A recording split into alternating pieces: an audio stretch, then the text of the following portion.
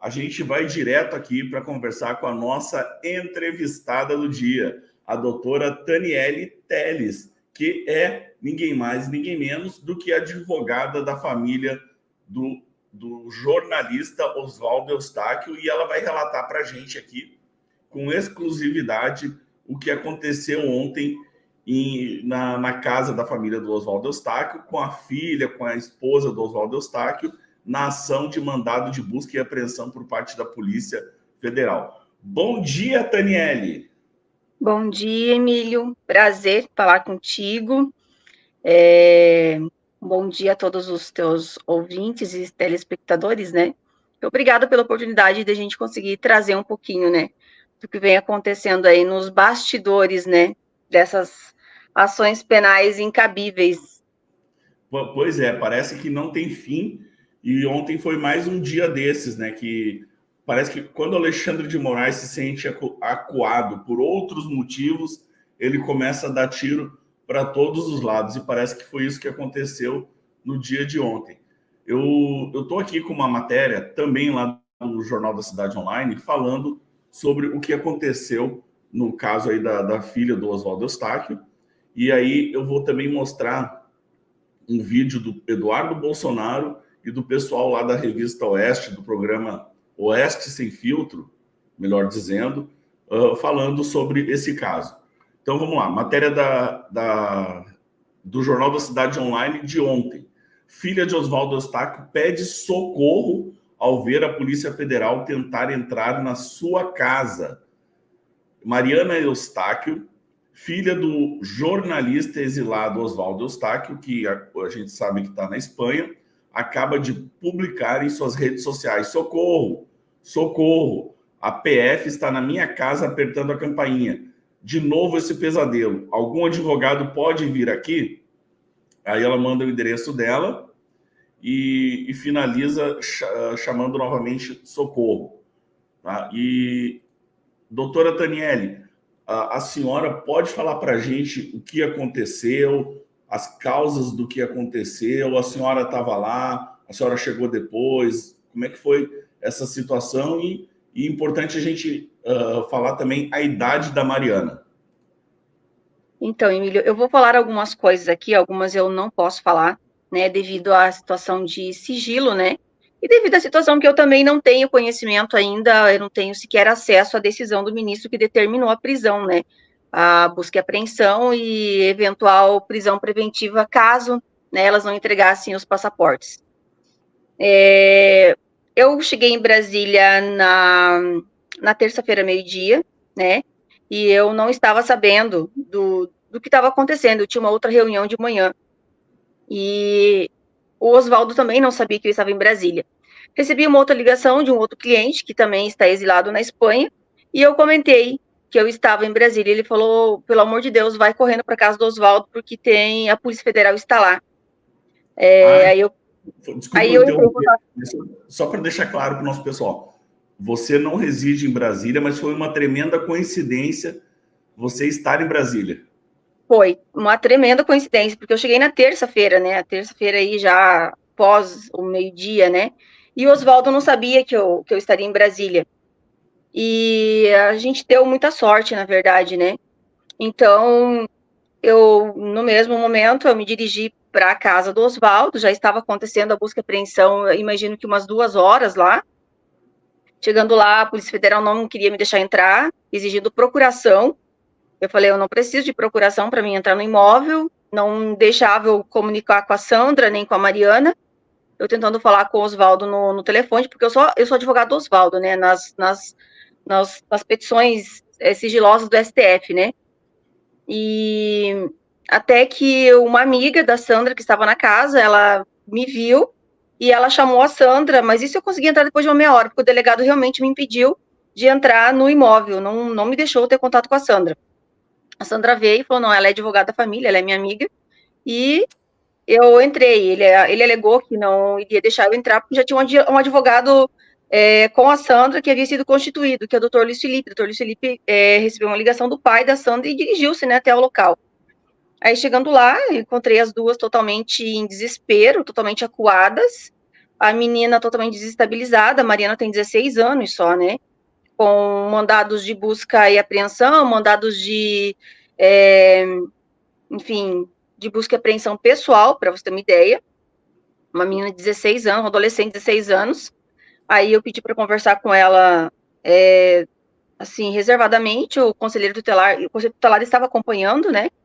Ele ficou perto, falei, olha, eu gostaria de falar com ela sós. E eu fui falar com ela, começou a chorar, entrou em desespero, começou a perguntar se ela também seria presa, igual o pai dela foi. E eu tentando né? Tinha 3 delegados, uma delegada e mais 2 delegados, né? Eram, acho que 9 policiais no total na casa. 5 testemunhas aleatórias que eles pegaram da rua e colocaram para dentro da residência, né? 5 homens, né? Em uma casa que residem 2 mulheres sozinhas.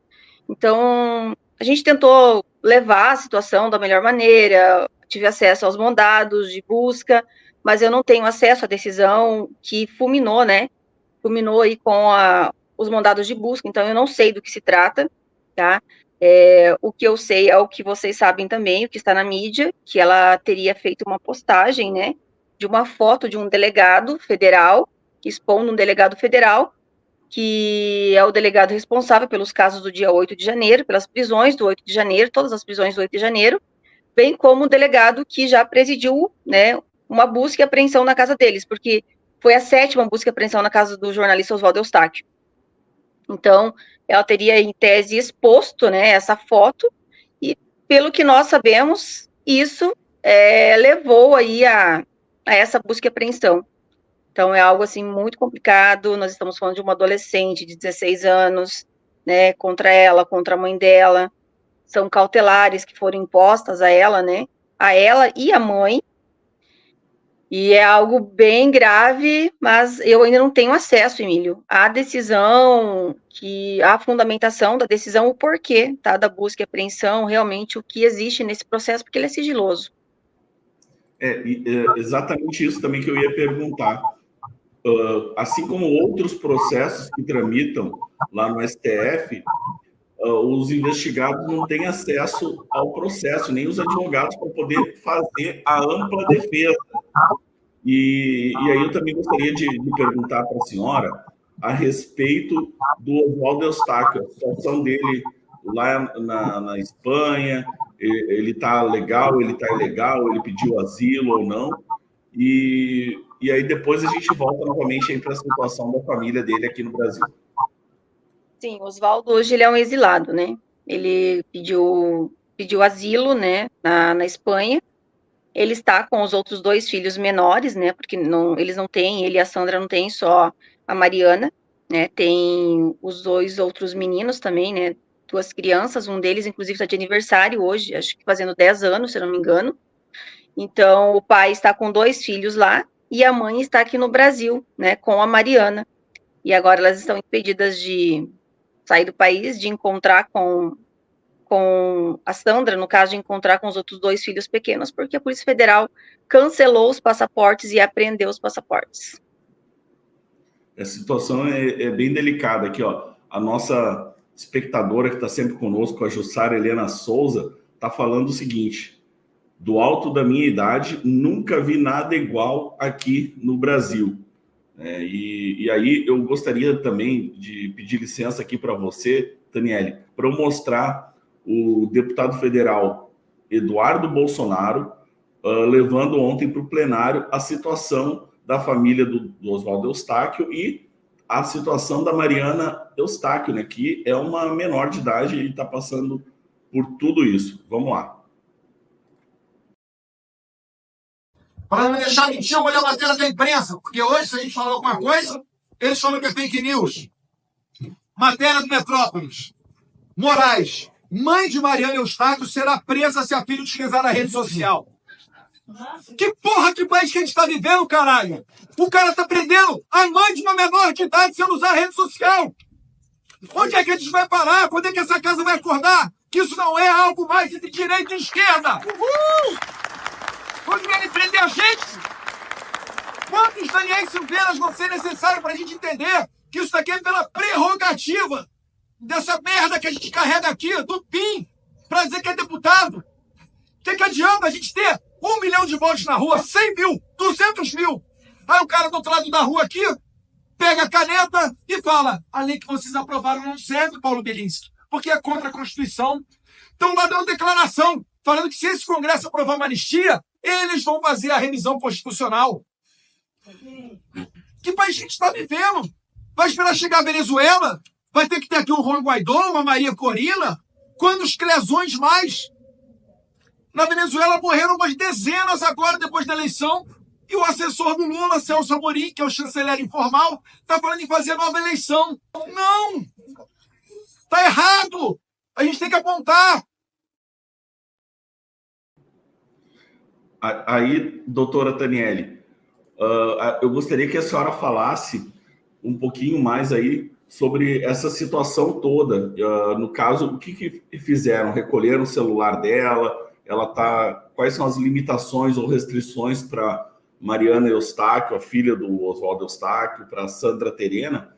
E lembrando, mostrando aí para o pessoal que está chegando agora na live, que esse vídeo do Eduardo Bolsonaro, ele teve como estopim o que aconteceu no dia de ontem com o mandado de busca e apreensão por parte da Polícia Federal lá na casa do Oswaldo Eustáquio com a filha dele menor de idade. Doutora, vou deixar a palavra com a senhora. Então, como eu falei, Emílio, eu estou assustada, tá? Porque eu nunca imaginei presenciar algo como está acontecendo. Eu estou falando de uma adolescente de 16 anos, tá? De um adolescente de 16 anos, cuja uma petição tramita hoje no STF, né? Sigilosa, não tenho acesso aos autos ainda, né? Hoje eu devo juntar a procuração. Ontem foi um dia muito difícil, muito pesado. A gente teve que dar todo o apoio, inclusive emocional, para elas, porque aconteceu algo bem grave durante a operação lá na casa, né? Ela tem depressão, ela tem um quadro de depressão. Após ela passar por uma revista íntima, ela acabou tirando um vidro de um porta-retrato, né, feriu o dedo, conseguiu ferir o dedo, a gente conseguiu tirar o vidro, mas assim, as coisas estão encaminhando para algo muito sério, né? Ela, como eu falei, adolescente, né, não comete crime, nós temos o ECA para proteger, né? E ainda que cometesse algo que o senso comum julga como crime, o adolescente ele comete um ato infracional análogo a um crime. E eu não, como te falei, o processo é sigiloso, eu não sei o que culminou, né, o que fulminou aí a essa petição, se realmente é essa postagem realmente contra o delegado, mas assim, você postar foto de um delegado, de um juiz, de um promotor, de uma pessoa comum do povo, de um político, relatando uma situação em rede social, eu não entendo por que isso deve estar no STF.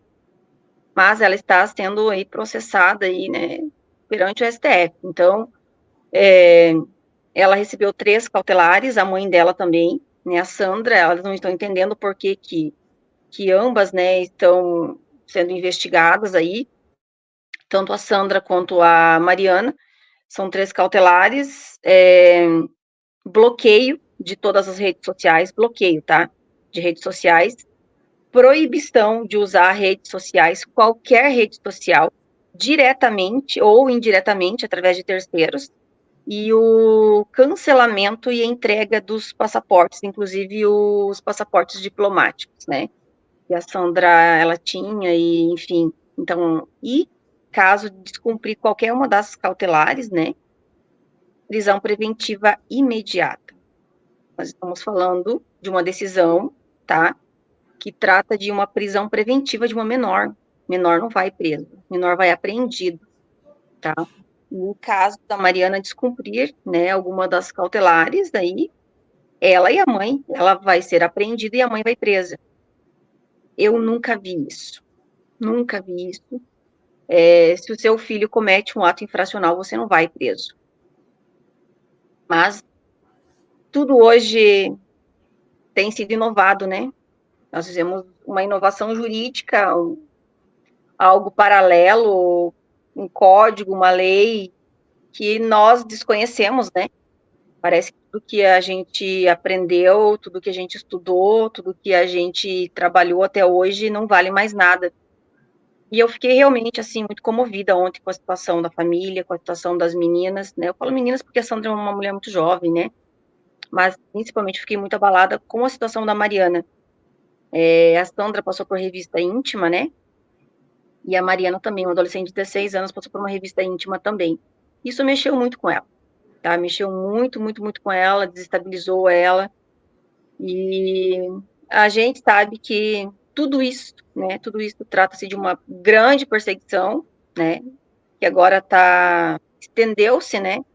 Para a família do jornalista, contra o jornalista Oswaldo Eustáquio. Inclusive, ontem, eu não tive acesso à decisão também, mas nós tivemos, pela imprensa, como vocês aí, de que foi expedido um novo mandado de prisão contra ele.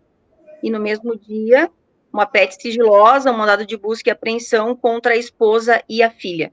Então, a gente sabe que está tudo interligado, é uma perseguição sem fim, só que agora, né, estendeu para a esposa e para a filha também.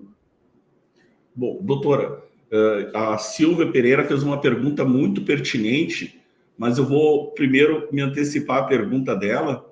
A nossa audiência aqui é extremamente qualificada e o pessoal aqui que acompanha a nossa live está sempre acompanhando notícias e está sempre muito bem informado, não só aqui pelo meu canal, pelas nossas mídias, mas também porque eles buscam em outras mídias, outros sites, estão sempre antenados. Então, a gente não tem como fugir do aspecto de como a justiça está andando no Brasil. E nesta terça-feira vazou lá pela Folha de São Paulo as arbitrariedades como o ministro Alexandre de Moraes está conduzindo os processos que ele é o juiz responsável. Então, vamos lá. Ele é juiz magistrado pelo STF, ele é um ministro. Ele esteve como presidente do Tribunal Superior Eleitoral e ali já foram apontados erros nos processos pela maneira como ele estava coletando provas, né? O juiz não pode coletar provas, mas isso estava acontecendo. E ele já abriu o inquérito das fake news, das milícias digitais e dos atos antidemocráticos. Aí eu pergunto para a senhora, todos esses processos, em virtude do comportamento do Alexandre de Moraes e da conduta dele, a senhora acha que podem vir a ser um dia anulados por estarem eivados de vício, né? Teoria da árvore dos frutos envenenados? Então, para mim, né, isso tudo já começou errado. Os processos do 8 de janeiro, os processos do pessoal do 9 de janeiro, que é o pessoal do QG, primeiro que nem deveriam estar tramitando, né, junto ao STF. A questão da incompetência, ela foi levantada em todos os processos. E a gente sempre fala, mas, assim, nós nunca fomos ouvidos, até porque a mídia não estava interessada, né, em nos dar voz. Mas aonde existe um juiz que é vítima, né, ele se diz vítima, tem as reportagens dele, onde ele trata de que ele foi ameaçado, tinha ameaça de morte aí, né, e tudo mais, então ele é vítima, ele nem deveria estar conduzindo, né, essa relatoria aí dos processos. Então, você instaura procedimento, ou você orienta como instaurar um procedimento, né, que nós temos algumas reportagens aí, né, você orienta como instaurar o procedimento, você investiga, você requer diligência, você requer provas, laudos, e você julga, né, você vai instruir o processo e você vai julgar o processo. Para mim, isso não tem fundamento legal. Os processos, eles são totalmente nulo, para mim é tudo nulo, né? Mas vamos ver até quando, né, essas situações aí vão se sustentar, tá? Porque falou-se muito da Lava Jato, bateu muito na Lava Jato, que existiram muitos erros, né? Mas e esses processos? será que ninguém está vendo? Até quando vai ser permitido, né, isso continuar, né? Porque chega uma hora que a gente vai cansando, sabe, Emílio? Nós estamos aí há 1 ano e 8 meses, praticamente, já vendo esse terror, né? E as coisas não param, né? Não param. Agora a imprensa, né? A imprensa começou a Folha, né? Segundo o que consta na Folha, é só a ponta do iceberg. Nós não sabemos que tem muita coisa por trás, tem muita gente São 6 envolvida. gigabytes de informação. É muita coisa. É muita coisa. Espero, né, que se realmente eles tiveram a coragem de começar a expor isso, a mostrar isso, porque vai ter represália contra eles. Pode esperar, pode ter certeza. Né? Porque qualquer pessoa que tenta se levantar, tenta mostrar alguma coisa, tem, né? E vai ter, sim, eu tenho plena convicção que eles, enfim, vão tentar alguma coisa, inclusive contra a Folha. Censura, nós estamos aí com 2 jornalistas, né? Oswaldo Stack e Alan dos Santos, Paulo Figueiredo, Constantino. Nós sabemos que existe censura no nosso país aí e não é de hoje. Então, agora vamos ver, né, o que vem contra a Folha. Mas eu espero que eles tenham coragem, já que eles começaram a expor. Eu espero que realmente eles tenham coragem e que mostrem, né, para a população brasileira, né, mostrem, escancarem a verdade, né, tanto para nós aqui, quanto no âmbito internacional também. Bom, doutora Taniele, só uma observação com o Arnaldo, que fez me mandou uma mensagem aqui falando que o ministro Alexandre de Moraes não é juiz. Quando eu me refiro a juiz, é a função de juiz que o ministro do STF ele exerce função de juiz. A gente sabe que ele é um advogado, aliás, todos ali são advogados, e de juiz de carreira hoje nós só temos o Fux como magistrado. A Rosa Weber também era juíza. Então, só para fazer esse esclarecimento aí para a nossa audiência. E a Silvia Pereira, ela mandou um questionamento. Emílio, pergunta para ela se vai levar em consideração a alienação parental, ou melhor, a alienação parental forçada por Alexandre de Moraes. É o caminho não esperado por eles. Ela deveria atacar. O que você acha disso, doutora? Então, Emílio, como eu te falei, eu não tenho acesso ao processo. Né? Eu não sei o que consta, eu não sei sequer, tá? Eu não tenho acesso sequer à decisão, tá? Que levou a essa busca e apreensão. E eu não tenho acesso a nada. Esses processos, geralmente, a gente junta a procuração e o ministro, ele analisa a procuração e só então ele vai deferir ou indeferir o meu acesso aos autos. Isso não é algo assim tão rápido, né?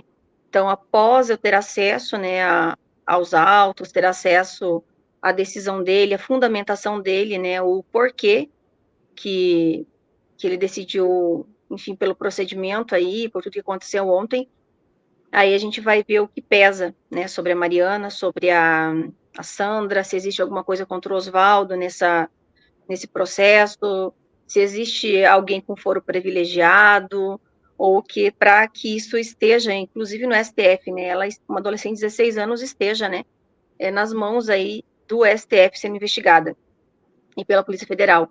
Então, eu não vou responder nada, até porque eu não tenho conhecimento, eu tenho que ter um pouquinho de responsabilidade na minha fala, né, porque a minha opinião pessoal tem que deixar um pouquinho de lado, eu tenho que me atentar aqui às questões jurídicas, né, para até não prejudicar a defesa e não prejudicar elas. Mas o que eu vi ontem são conselheiros que, após a Polícia Federal sair de lá, começaram a perguntar para ela se ela tinha família, se tinha outras pessoas que ela poderia ir morar por um tempo. Eu, enfim, tirei algumas conclusões ali que eu espero realmente que não aconteçam, tá? Bom, e o pessoal aqui da nossa audiência também muito revoltado com o fato do Conselho Tutelar ter permitido uma revista íntima a uma menor de idade, né? Algo que eu também confesso que eu nunca tinha visto. E quer falar alguma coisa, doutora? Não, Estou te ouvindo. Pode continuar. E eu falei com o jornalista, o Alexandre Pitoli, da Rádio Ouro Verde. Ele vai querer entrevistar a senhora. Só que hoje ele está em Brasília, e casualmente ele está lá, ele também está em Brasília, assim como a senhora. Ele está lá no Senado, onde ele vai participar de uma audiência pública promovida pelo senador Eduardo Girão, do Ceará, e o tema basicamente é censura à imprensa. Esse é o principal tema dessa audiência pública hoje. Eu não sei se a senhora vai estar lá pelo Congresso hoje, de manhã. Hoje não, hoje eu vou para Rio Verde, né? Eu tenho que visitar um dos meus assistidos, né? E a gente conseguiu a revogação da prisão dele, conseguimos uma prisão domiciliar, aí ele é um dos réus do 8 de janeiro, ele perdeu a visão durante esse 1 ano e 7 meses que ele ficou preso, e semana passada a gente conseguiu que o ministro concedesse uma prisão domiciliar para ele. Ele fez cirurgia na terça-feira e eu pretendo ir até Rio Verde hoje para mim ver ele, dar um abraço na família. Eu estou em Goiânia, com certeza a senhora vai passar por Goiânia, ou pelos céus ou pelas estradas, né? Sim, não, eu vou pela estrada. Bom, doutora, eu agradeço muito a sua participação nessa entrevista, nessa primeira parte aí do nosso programa, né? E eu, assim como todo mundo no Brasil, espera e clama por justiça, né? E principalmente quando envolve uma adolescente, uma menor de idade, que infelizmente isso vai ser traumático para ela para o resto da vida, né? Isso que está acontecendo com ela. Com certeza. E eu que agradeço, Emílio, por dar voz, né? Como elas falaram, agora elas estão totalmente caladas. A gente tem uma adolescente que até o tablet que ela usa para a escola, para fazer as tarefas dela, foi apreendido, né? Não pode usar rede social, não pode manifestar. Estão ambas, né, totalmente caladas, né? Então, eu que agradeço, né, por dar voz para a gente conseguir contar um pouquinho, falar um pouquinho sobre a situação de ambas. Doutora, muito obrigado e sucesso no seu trabalho, doutora. Obrigada, Emílio, eu que agradeço. Um bom dia para os teus telespectadores e ouvintes. Obrigado, até mais.